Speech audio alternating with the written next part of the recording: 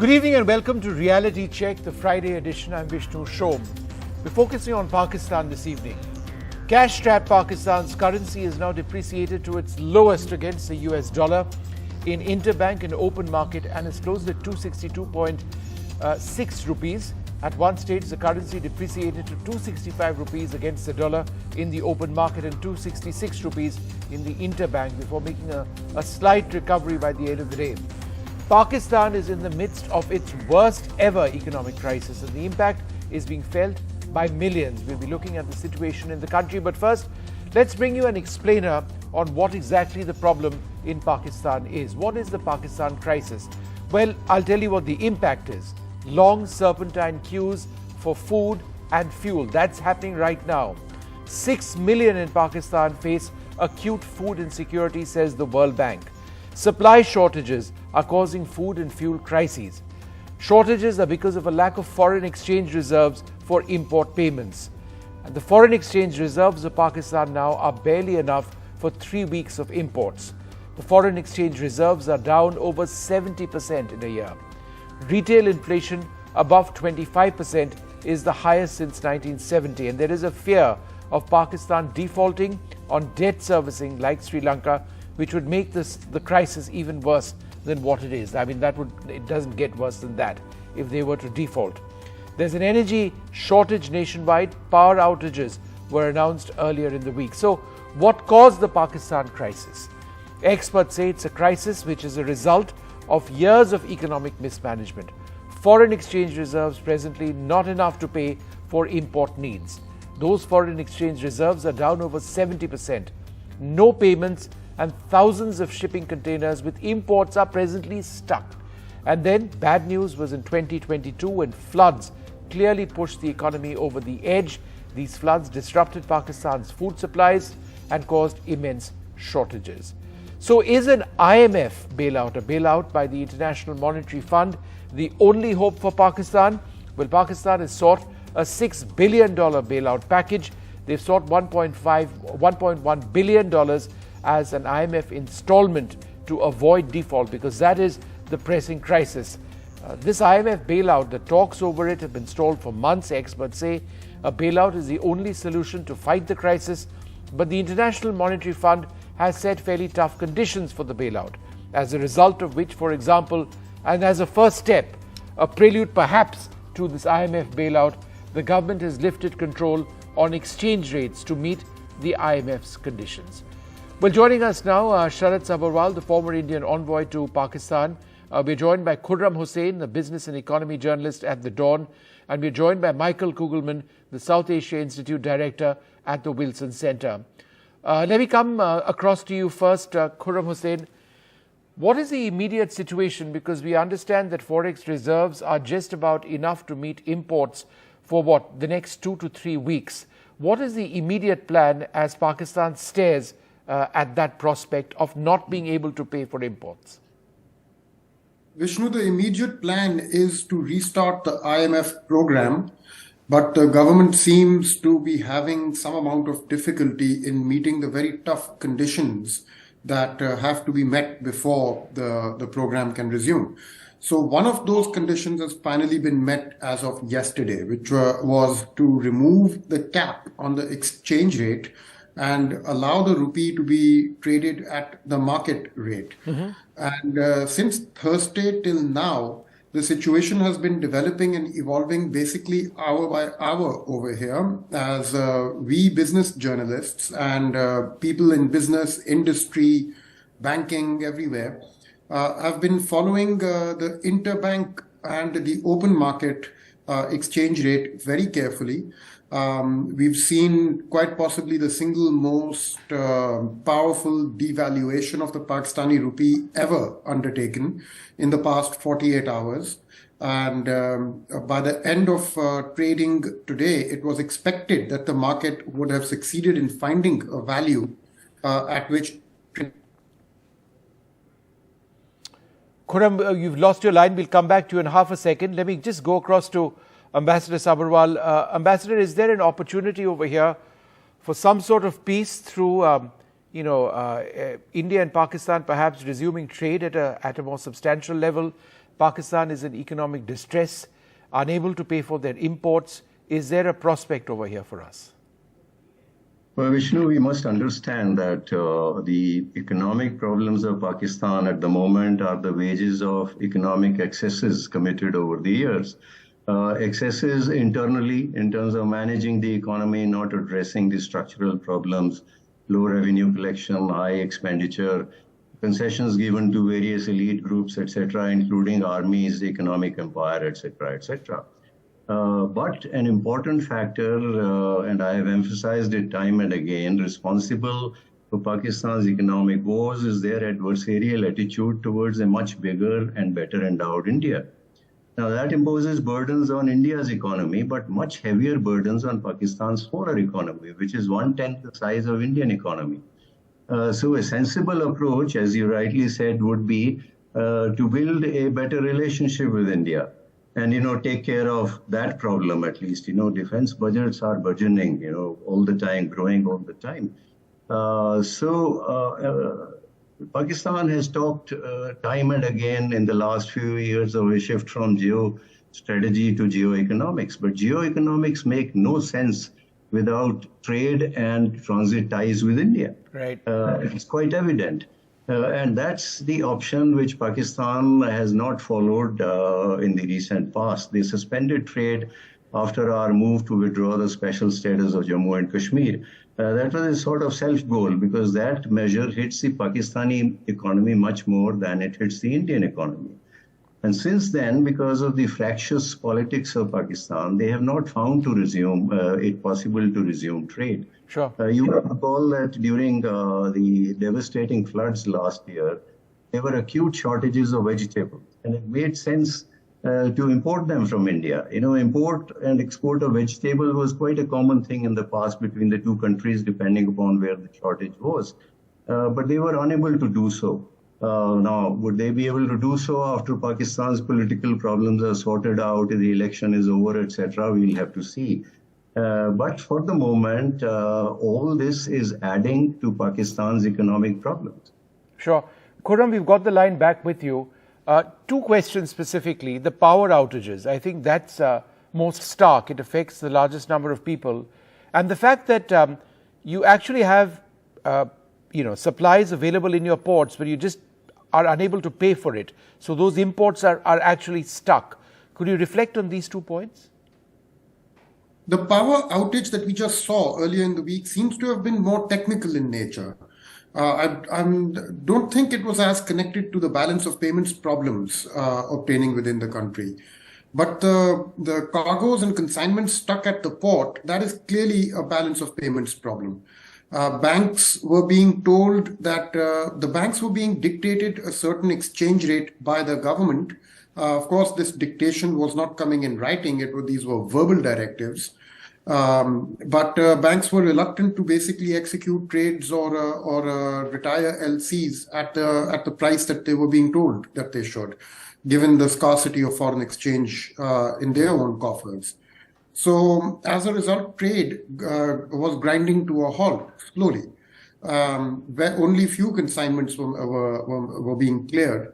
And now it's expected that once the market-based rate comes in, some of this will begin to happen. Yep. But I think it will be well into Monday by the time we can say that the market has found its footing.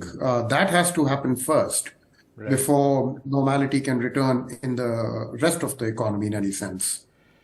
Michael Kugelman, even if there is an IMF bailout package to Pakistan, it seems almost inevitable at this stage that it would happen. I mean, they have followed, certain guidelines which the IMF had dictated.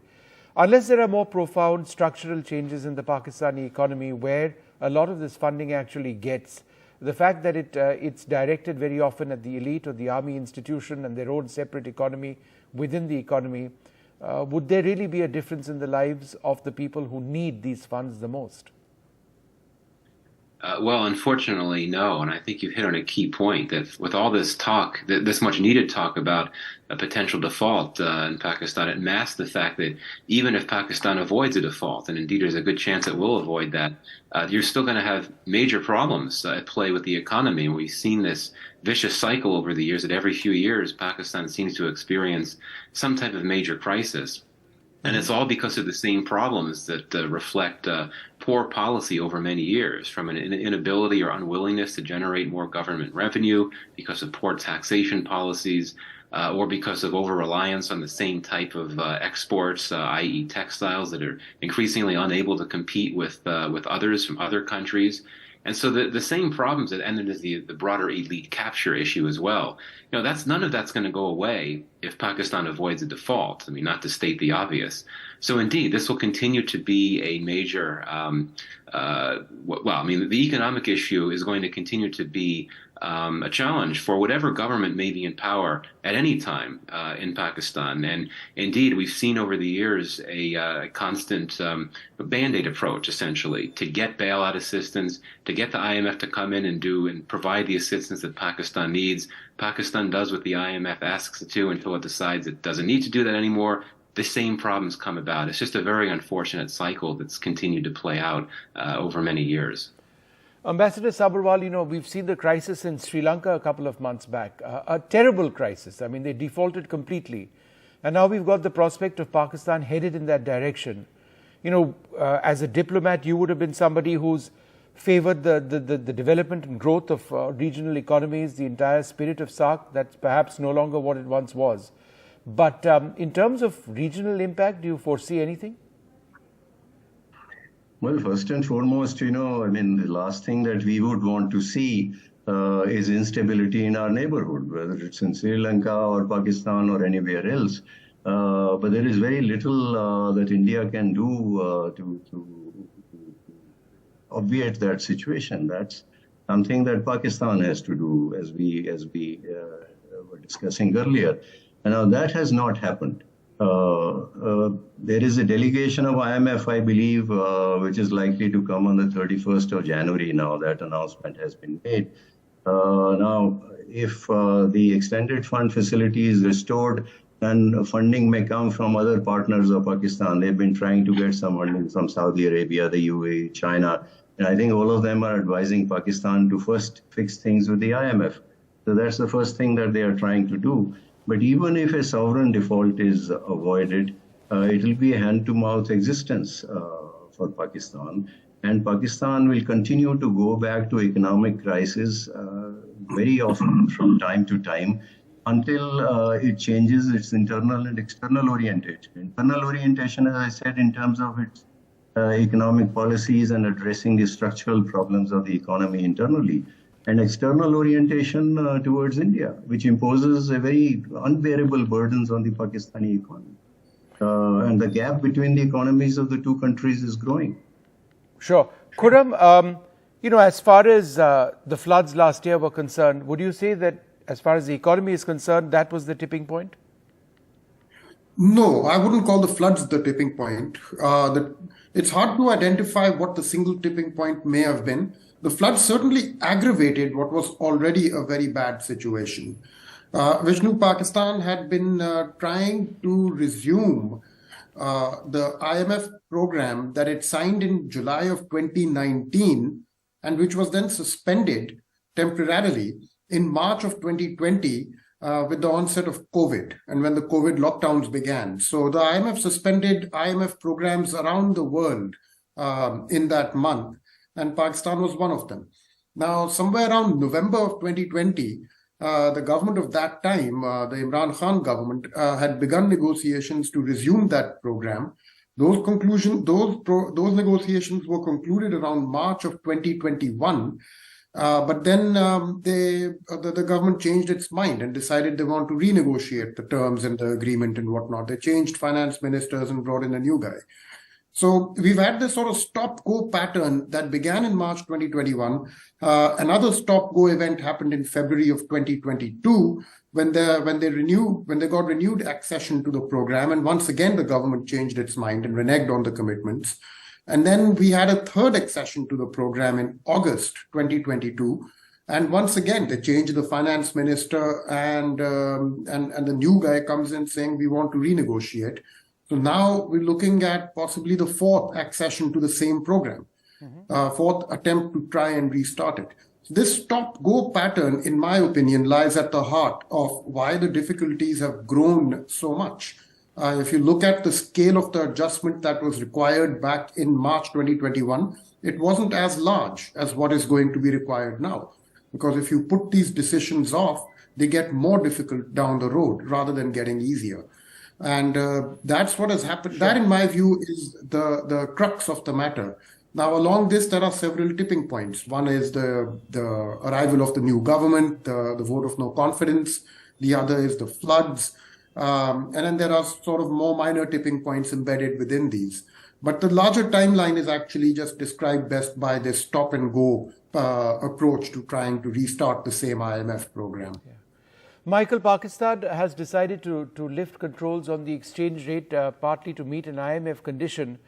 Would you agree that in the immediate run, that would mean a profound impact on the Pakistani rupee, slumping as we've seen, which again would mean a short-term impact, a big one, on millions of people, a huge impact on imports in the immediate run, and it's only subsequently, if Pakistan manages to get into an agreement with the IMF and finds some sort of a foothold, that the situation would start improving.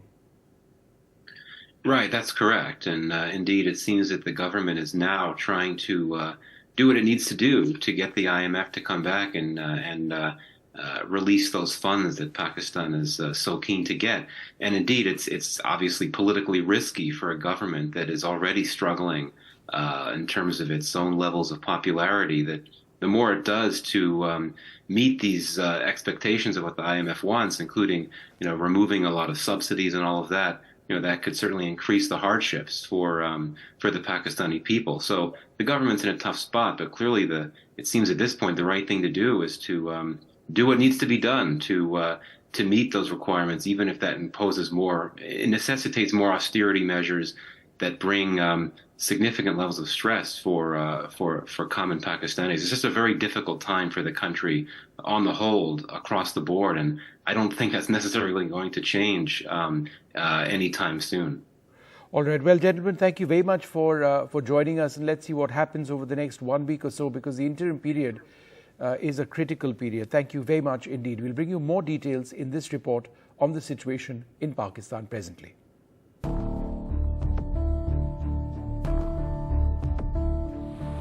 Adding to the spiraling economic crisis in Pakistan, the Pakistani rupee plunged to a record low of 262 rupees against the US dollar. This as the government lifted its control over the currency and let the rate be determined by the market freely, adhering to the IMF's conditions for a bailout. The falling rupee could make the crisis even worse.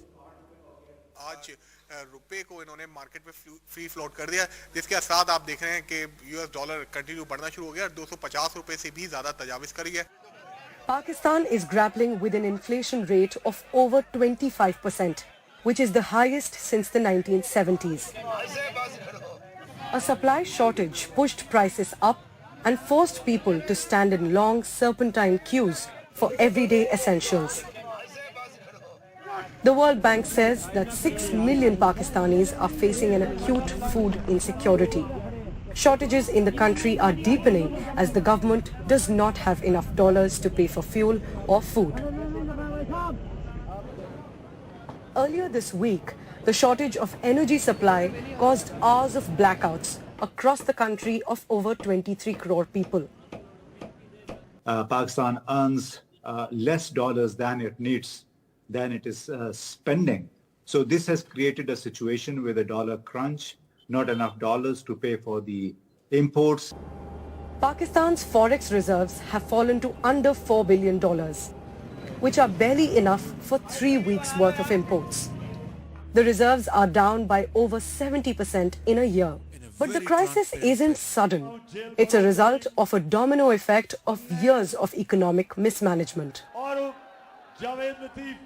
IMF program perhaps is an opportunity in the adversity that finally it may force the ruling elites, the governments, all political parties into reforming the system in a way that it creates a balance between its revenues and expenditure. The second problem is, of course, the acuteness of the impact of the severe floods.